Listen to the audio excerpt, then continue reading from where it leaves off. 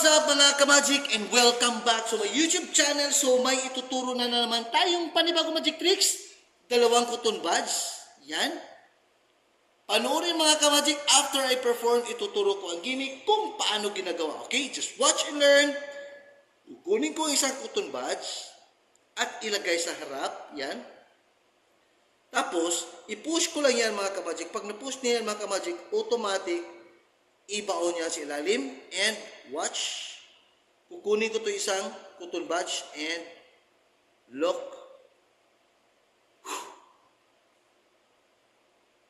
Biglang nawala and nagiging dalawa. Again and again. Okay mga ka-magic? Okay. Yun, i-push mo lang yan mga ka-magic and watch. Takpan and nagiging dalawa.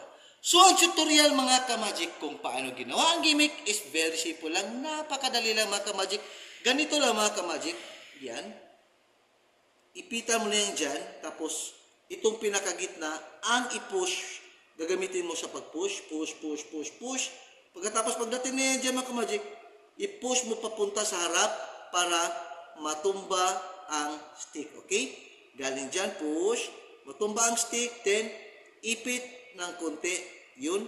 So, nakaipit na. Then, nakabiran siya dito mga ka-magic para hindi siya makikita. Pero ganyan ang hitsura, okay? So, galing dyan. Push, push, push, push, tumba. And, pretend ka nandito. Then, saka mo natakpan yung isang stick.